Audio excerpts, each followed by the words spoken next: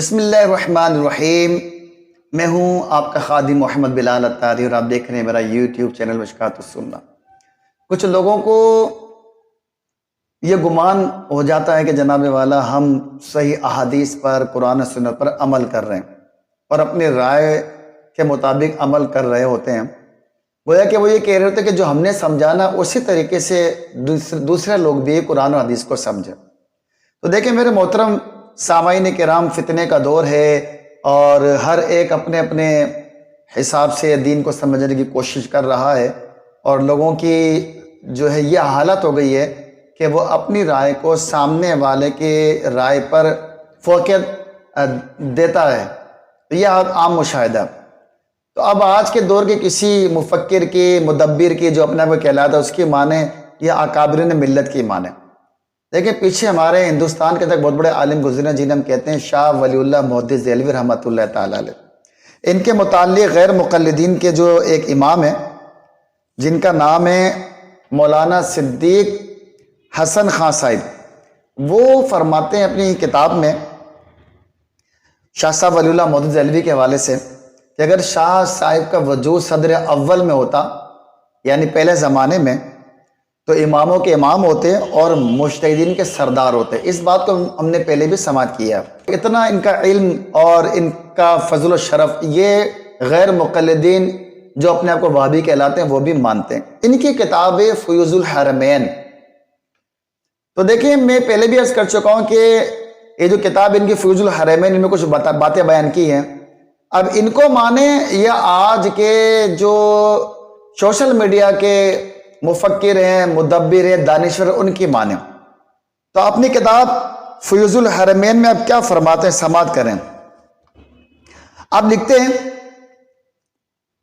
کہ مجھے نبی کریم صلی اللہ تعالی علیہ وآلہ وسلم کی جانب سے 3 ایسی باتیں حاصل ہوئی کہ میرا خیال ان کے موافق نہ تھا،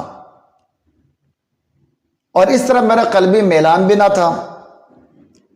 یہ استفادہ مجھ پر برہان کیا گیا۔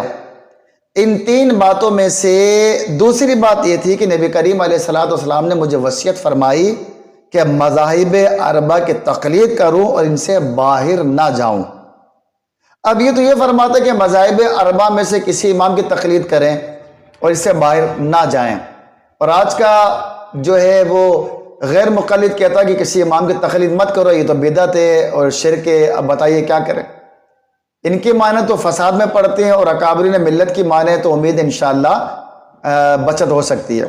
آگے اسی کتاب میں فرماتے ہیں کہ نبی کریم علیہ السلام نے مجھے بتایا کہ مذہب حنفی میں ایک ایسا عمدہ طریقہ ہے جو دوسرے طریقوں کی بنسبت اس سنت مشہورہ کے زیادہ موافق ہے جس کی تدوین اور تنقیح امام بخاری علیہ رحمہ اور ان کے اصحاب کے زمانے میں ہوئی۔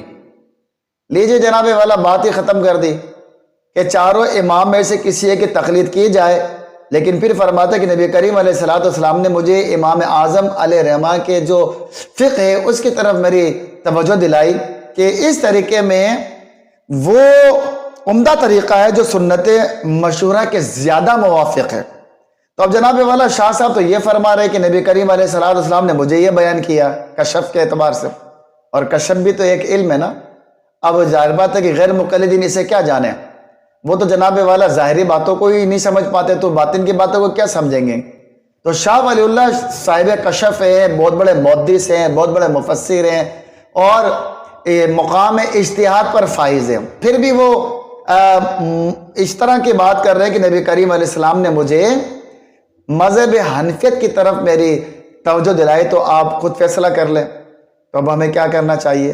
قرآن تو واضح کہتے ہیں نا کہ صراط الذین انعمت علیہم، چلا ان کے راستے جن پر تو نے انعام کیا۔ تو شاہ ولی اللہ محدث دہلوی رحمۃ اللہ تعالی علیہ یہ بھی انعام یافتہ لوگوں میں سے، اور میں نے پہلے بھی عرض کیا تھا کہ یہ وہ شخصیت ہے کہ جو غیر مقلد اور مقلد دونوں کے نزدیک متفقون علیہ ہے، تو دونوں ان کی باتیں متفق ہو جائیں۔